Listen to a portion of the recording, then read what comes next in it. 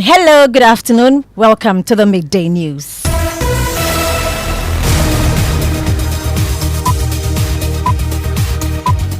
The Midday News is live on Joy 99.7 FM, on Hits 103.9 FM in Accra. We are also on Love 99.5 FM in Kumasi and on myjoyonline.com. We are also live in all 16 regions of Ghana, live on X Spaces and on Facebook. The Midday News is supported by Petrosol Platinum Energy, energizing dreams. Coming up, minority in Parliament warns government against going ahead with plans to allow a private entity charge $5 for e-gate use, describing it as a create, lose and share arrangement. Immigration Service and Ministry of Finance are trying to sign an agreement. The warning is this: this is an illegality. Do not proceed. And every civil servant who is involved in a hasty decision to sign an agreement with this entity. We have details as the NDC threatens state officials involved. There will be consequences if they proceed. Also, Vice President Dr. Bawumia blames the MPP's defeat in the 2024 general election on NDC's alleged control of major media outlets. By far, very, very clearly, and we were working against their ownership of or support from key media houses. We have details of his interaction with MPP communicators yesterday. Also in this bulletin, over 3,000 students of the Kwashiman cluster of schools traumatized and displaced after fire ravaged the school's block that was storing ballot boxes and papers of the disputed Ablekuma North parliamentary elections. Also been traumatized in a way. They came to school in the morning and coming to see your classroom like that. So we have to, when they come back, we need to organize some sessions of counseling. We'll hear more from the Municipal Education Office shortly. I'll bring you these and more in this midday package. This is Joy News, your home of independent, fearless, and credible journalism. I am Hannah Odami.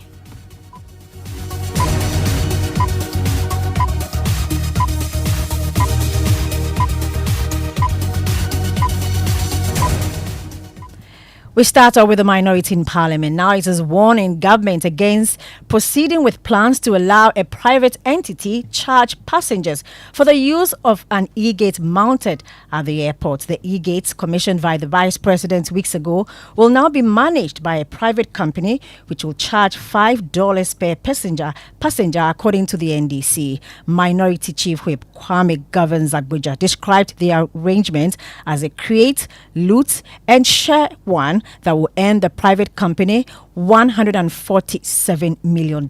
And as I speak to you, Ministry of Finance and Ghana Immigration Service are in a rush to activate this and allow a private entity to fleece the people of this country, because there's an opportunity to charge, according to them, $5 per passenger to take this money. And actually, when they are even in opposition, they will be making money out of this.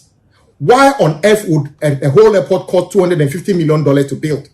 And you will be trying to get into an agreement with an entity to run an e-gate service for almost $147 million.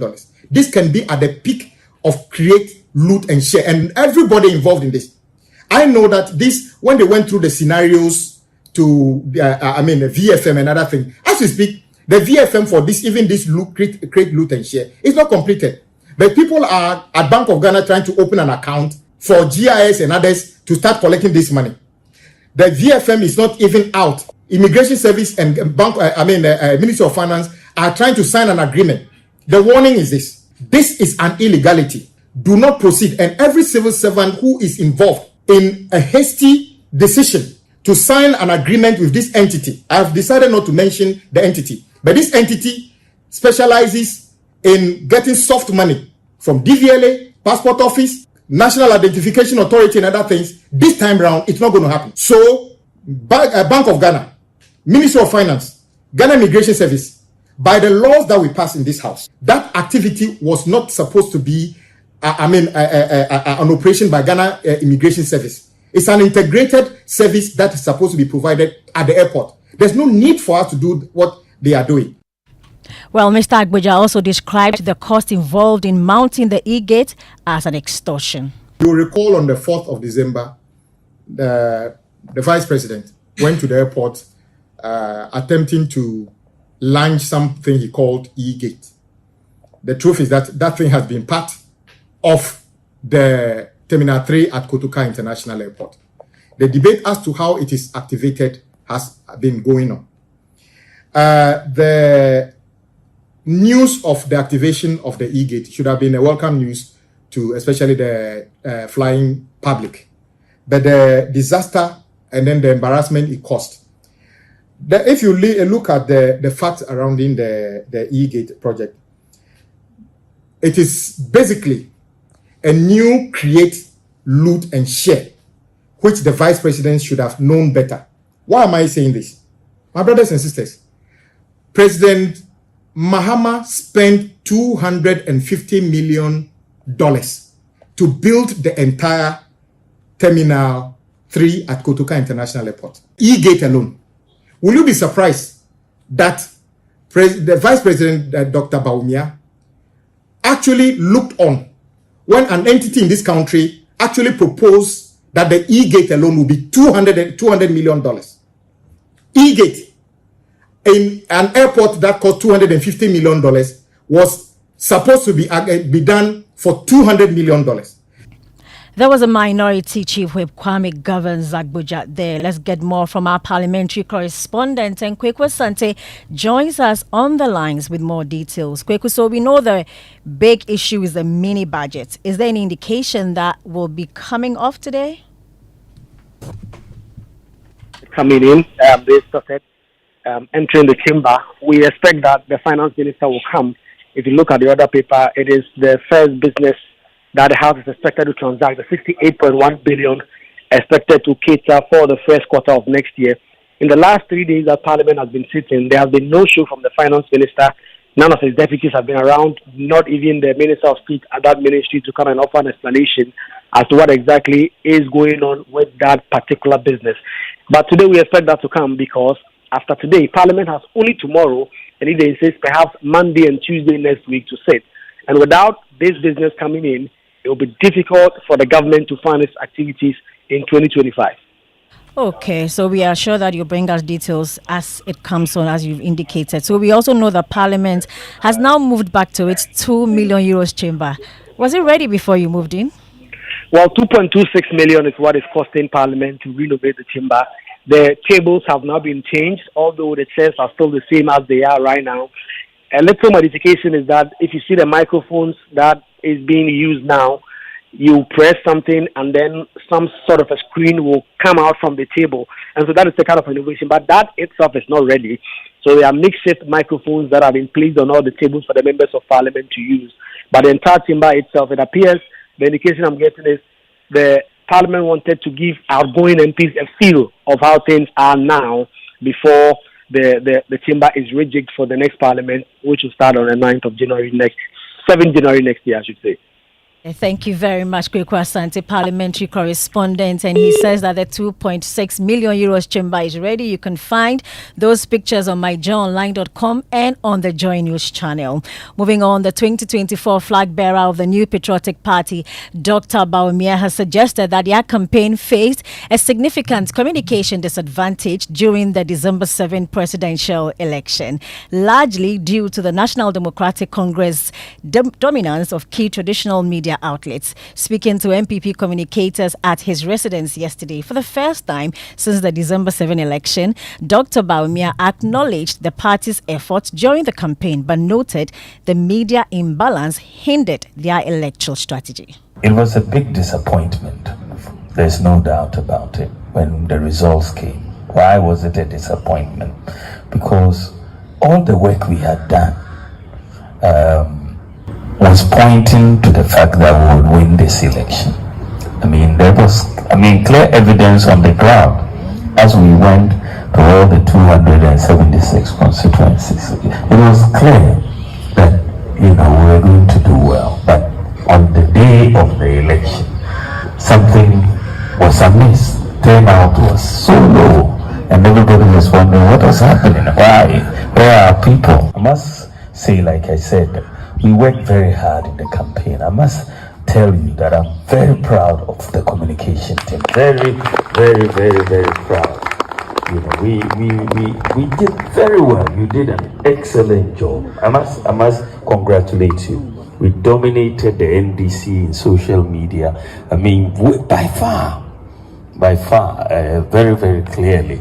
And we were working against their ownership of or support from key media houses, isn't it? Yeah. You know, so it put that at a disadvantage in many ways in terms of the communication field, because we had a lot of these key media houses who were not on our side, and so we had to. But you fought very hard at the time you had the opportunity. I've been following the communications very closely over the campaign because I wanted to know how things were going across the space.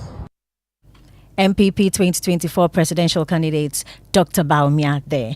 Now, more than 3,000 students of the Kwashiman cluster of schools are traumatized after a Monday night fire destroyed a block housing their library, science laboratory and examination center. The building, also used to store electoral materials for the 2024 general election, is suspected to have been targeted as an act of arson. The school has now been declared a crime scene, with students now either at home loitering or waiting under the scorching sun to take their exam. Joy News' Jacqueline and Somayabwa visited the school and reports. It's 10:30 a.m. on a hot Wednesday morning at the Kwashiman cluster of schools. Learners are seen loitering, whilst others sit on the bare ground under the scorching sun, waiting for their turn to write exams in a borrowed space nearby. We are come to write exams, so we should stay. The fire has burned all their books. You'd all be confined there. Yes. And that building is what building? The teacher's staff. For parents, the situation is heartbreaking. My child attends this school. When we came to the scene, it was heartbreaking. My child is in Form 3, and this disruption is very troubling for us. I'm deeply concerned about the children staying idle at home. I have 2 children, and because of this issue, I can't go to work. The education director for the Ablekuma North Municipality, Perry Ofori, painted a grim picture of the aftermath. That particular block, it contains one primary school at the ground floor. Then there are 2 JHS schools, one on the first floor, one on the second floor. Ground floor, where the fire was started, that place is a library. And even some of the plastering on the wall, a lot of the place has peeled off. So in fact, the building is damaged. So we are talking of roughly 1,200 learners where the fire started. But now, because it is a crime scene, as the police are describing, the whole enclave, we have more than 3,000 students. They've also been traumatized in a way. They came to school in the morning and coming to see your classrooms like that. So we have to, when they come back, we need to organize some sessions of counseling. Exactly. The rooms of the Kwashiman cluster of schools stands as a stark reminder of the challenges ahead, not just for the students whose education has been disrupted, but for the entire community that is grappling with safety and recovery. Reporting for Joy News, I'm Jacqueline and Suma Yaboa. Now, the fate of over 400,000 students who sat for the 2024 WASSCE hangs in the balance after the West African Examination Council announced it could not release their results today as scheduled. The delay is attributed to an outstanding debt of 118 million cedis owed the council by government. This development has raised concerns, particularly for the affected students who urgently need their results to apply to universities next month. Some of the students who spoke to Joy News say they are confused and are pleading with the relevant authorities to intervene. Current situation about our result in the WAEC is something that is really putting worry and anxiety with us who are still waiting for the results or who just completed school. The results not yet being released means that our whole academic life has come to a halt and it's stagnant now. Without the results, we can't continue or climb up the academic ladder. So I feel like the government should do anything possible to make sure that our results are released to us. When they release it next year, it means we'll have a very limited time to prepare for school, and that is going to put pressure on the students and on the parents as well. The results are supposed to be released, and it's supposed to be released before next year, so you know the schools that chose us, the course we're going to do, we prepare towards it. But if it's not going to be released and it's going to be released next year, and also too we are supposed to go to school next year, we're going to get a lot of pressure, like a whole lot of drama and other stuff, so it doesn't really help us. Okay, so as a candidate who wrote my WASI this year, I'm very, very unhappy about what is happening because we were told that WASI results will be released early in December, but it's like every day they are giving us a different story and a different date to release the results. And I think the delay of the results will also affect some of our students who wants to go into the university, God willing, next year. Well, the Vice Chancellor's Ghana has expressed concern about the potential academic chaos this will create if WASI is not paid. WAEC is not paid to release the results early. Let's hear from the Executive Secretary of the group, Dr. Cynthia Beglo. You know, the moment some of these hitches come up, the first thing that is affected is the academic calendar. And it's a rippling effect. Once the academic calendar is affected, teaching and learning is affected. And restructuring the whole program to benefit them, may be a difficult task because it also has financial implications. And more so, it also means that they will not have the full coverage of academic work, knowledge that they should have before completing school. So these are very obvious implications. Once WAEC is not able to do that, you can only count on the university to be, innovative and creative in reorganizing their schedules so as to accommodate them whenever they come. But that is not even a good solution. Whatever it is that is causing these challenges, we need to address them. We need to attend to them. Dr. Cynthia Beglo is Executive Secretary of the Vice Chancellor's Ghana. Let's go back to some election-related stories. And the Electoral Commission is this afternoon addressing concerns over delayed collation of results of some 6 constituencies. Both the NDC and the MPP have currently dragged the Commission to court, with the MPP preying on the Accra High Court to compel the EC to collate and declare the results. Let's go live to the EC headquarters where my colleague James Aveji is standing by. James, it must have been a very busy morning. Let's talk about the suits that the two parties have filed and what exactly are they asking for? Well, Hannah, in the case of the NDC, their candidate for the in Sawa-Medrejri constituency is asking the Electoral Commission to do a rerun of the elections in that constituency. They filed that case some 5 days ago, and the court is yet to determine the outcome of that suit. And just yesterday or 2 days ago, the New Patriotic Party, also 6 of their candidates jointly, filed a suit against the Electoral Commission for delaying the collation and declaration of the result in 6 different constituencies, including Tema Central and Sawa-Medrejri constituency, Okaikwe Central, Techiman South, Ablekuma North, as well as Ahafua North constituency. They are asking the EC to go ahead and collate whatever results they have and declare their candidate as winners of that election, unlike the NDC, who is asking for a rerun in the Sawa-Medrejri constituency. Thank you very much, James Aveji from the EC headquarters there, and I'm sure that he'll bring us more in subsequent bulletins. Now, we know the prayer session is currently underway against some road accidents, and my colleague Prince Kwame is there and he'll be bringing us those details. You're still listening to the Midday News live on Joy 99.7 FM, on Hits and on Love in Kumasi. We go back to our education stories, and the Tertiary Education Workers Union, TEWU Ghana, has backed off attempts to scuttle a meeting of the Council of the Kwame Nkrumah University of Science and Technology. The group has been resisting what it terms as an attempt to smuggle in a rival group, TEWU TUC, to serve on the council despite an order by the Ghana Tertiary Education Commission. The two groups have had their membership on the 12-member council suspended since the year 2019, pending investigations by GTEC. The Tertiary Education Workers Union Ghana, TEWU Ghana, at a press conference threatened to cause chaos if the rival group, TEWU TUC, is allowed to pursue the interests of teachers and education workers because it lacks their capacity. Let's hear from Chairman of TEWU Ghana, KNUST, Charles Arthur, speaking to my colleague Ohimin Tewia. What is happening on campus today is that yesterday in the afternoon, management called us and informed us that they will go by the directives of the GTEC, which means that they will not sworn in or allow any TEWU TUC member to take part in the council meeting. And if that is the case, which this morning they have confirmed that they will not allow TEWU TUC rep to attend the council meeting. We welcome that. Management and labor relationship is like a wife and husband. That's how it is.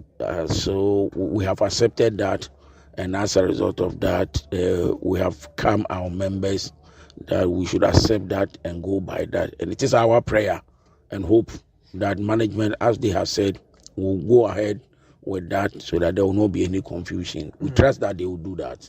But this morning, your members are in red armbands, and some of them were also spotted at the main administration block. Does it mean you still wanted to show management something because, and that is why you brought your members there? No, actually, it's coincidence. Because in our previous meeting, we said that we all go to administration in the morning of today, so that if we see that the TEWU TUC man is going to attend the meeting, rep is going to attend the meeting, we will not allow him. And that was Heads of TEWU speaking with Ohimin Tewia there. This is the Midday News Live from Joy 99.7 FM studios. Stories gone by. The minority in parliament is warning government against going ahead with plans to allow a private entity charge $5 for e-gate use. We also heard the Vice President, Dr. Bawumia, blaming the MPP's defeat in the 2024 general elections on the NDC's alleged control of major media outlets. And when we come back, it's a Throwback Thursday, and we took to the streets to discover people's favorite Christmas songs from their childhood days. Jingle bell, jingle bell, jingle all the way. Jingle bells, jingle all the way.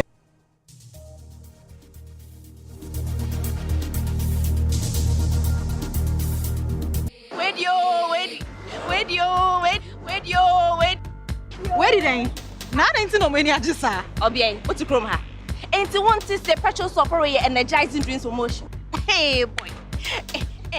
Petrosol are celebrating their 10 years in grand style. They're giving back to their loyal customers. Hope you have registered at their online portal. Don't say I didn't tell you. Each month, customers will stand a chance of winning items like tricycles, motorcycles, television sets, refrigerators, phones, fuel vouchers, and many more. But the best part is that at the end of the promo, we will be giving out a grand prize of 2 Suzuki Espresso cars to lucky winners who stay with us all through the promo period. All you need to join is to visit any of our over 100 stations across the country to get registered, or go to www.petrosolcrm.com to register online. Petrosol, energizing dreams.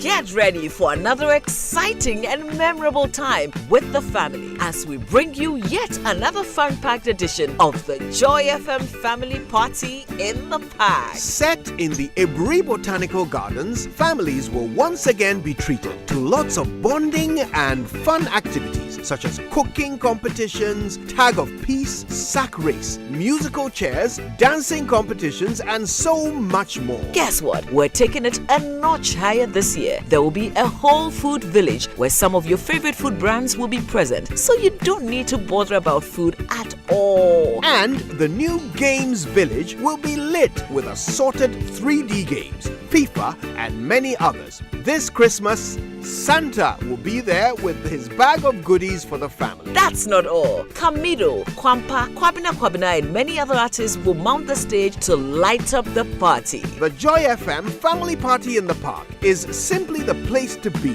for families this Christmas. Mark the date, 26th of December 2024. Ibri Botanical Gardens, 10 a.m. sharp. Tickets are going for only 200 Ghana cedis for a family of 6. To purchase your ticket, use the short code *714*003*3#. Select Party in the Park and follow the prompt. The Joy FM Family Party in the Park is brought to you by Phyto Cooking Oil. You deserve a life of goodness. Fortune Low Fat Spread for Bread. Always on point. DBS Roofing Industry, your roof experts. Velton's Beer, distributed by Kingdom Books and Stationery. Aquaba Bottled Mineral Water. Day by Day Men, distributed by Dream Cosmetics. Joy FM Family Party in the Park, creating memorable family moments.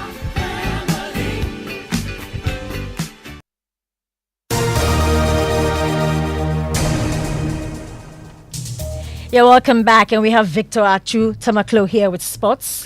Well, Accra Hearts of Oak Bay have lost to Asante Kotoko in what was their 4th successive loss to their rivals, but their head coach Abubakar Ouattara is not giving up on the league title. The Phobians are now 5 points behind league leaders Pando Hearts of Lions, but Ouattara says it is still attainable.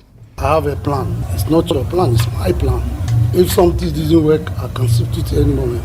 I can't come and ask somebody his view before I'm doing something. All the 18 clubs need to take the league. All the 18 clubs. No any coach in this game, in this league, can tell you don't need the league. You don't have any club tell you didn't know the league. We play just 13 matches. After the 34 matches. In French we say to tire the conclusion rapide. You are taking your quickly conclusion. We are playing just in the 30 matches. Inside the 34. My plan is not to maintain in the Premier. We need one ultimate. Abubakar Ouattara is head coach of Accra Hearts of Oak. Thank you very much, Achu. Now, President-elect John Dramani Mahama has dispelled claims that the Operational Recover or Loot Committee is a tool for political witch hunting. His remarks come amid concerns from some groups that the committee's investigations will unfairly target individuals, particularly members of the outgoing administration. He said this during a meeting with the Canadian High Commission in Accra. I announced the preparatory committee, and I think people are misunderstanding it. We're receiving a lot of information on things that are going wrong, or things, corruption scandals and all that. Some send me texts on my phone, some call me, others pass through other people. We want a focal point where all that evidence is directed, and so that they can assemble that evidence, and once we come into office, Oral is not going to be investigating people. It's going to gather the evidence and pass on that evidence to the government institutions that are geared, supposed to do that kind of work. And so we just want that if people have any information that they think is useful in the fight against corruption, pass it on to this team. That's what the team is about. And they are all doing that service pro bono. They are not expecting any payment. There's no expenditure or budget associated with the task that they are carrying out. And so that's the explanation for it. Yeah. And so I don't think that people should think that it's a witch hunting committee. They have no brooms to fly at night. So I can assure people that it's not meant to witch hunt, people. And that was the President-elect John Dramani Mahama speaking during a courtesy call on him by the Canadian High Commissioner. And we know, Jackie, that this Operation Recover All Loots Oral is trending. Yes, Hannah. So it's trending on social media. People have been sharing their thoughts on it. Well, Chumesi says that the whole Ghana, it be Martin people way mean Kufuado. People have been sharing their thoughts on it. And Walter says that, after Okojito Ablakwa, the chairman of the oral team, says that they are not going to bear any expenses. The government is not going to bear any expenses because people have been sharing their thoughts on that. Now, Walter says that let the movie begin. And Ora says that Kofi Boachi in Kumasi will use his pocket money for transportation to Accra for meetings. They'll be buying their own logistics to gather information. They'll fuel their own vehicles to execute their mandates. They'll leave their private jobs to do this for free. Can you guess what the title of this movie will be? I don't know. I think I'm pretty sure in the coming months we'll get to know. Right. But then away from that is Throwback Thursday. And I mean, we all wanted to find out from people their fondest memories and of course their favorite Christmas songs when growing up. Let's take a listen. What's your favorite Christmas song? Jingle bells, jingle all the way. Bell, jingle on the way. What's your favorite Christmas song? I hear some before, but I don't know how to sing it. Okay. I used to like rice. I used to eat rice most because everybody enjoy rice at Christmas time. So I think it's rice. If I just go in for my cook, then I'm on the go. You sing a line in your favorite Christmas song to us. Jingle bell, jingle all the way. No one comes to give me. It goes like this. Long time ago in Bethlehem, as the Holy Bible says, there is born child Jesus. I mean, Hannah, a lot of these carols and hymns, you have to know the words. Yeah, I know. But as for that song, the last song, that's actually my favorite song. Long time ago in Bethlehem. Yes, I know how to sing that song. But after the bulletin, I'll sing it. NM19 has heard it. You will be singing at our next carol service. Thank Yes, you I very know. much for your attention on the Midday News. You can find these stories and more when you log on to myjoyonline.com. Living Word with Dr. Mensa Otabel comes up next. I am Hannah Odami.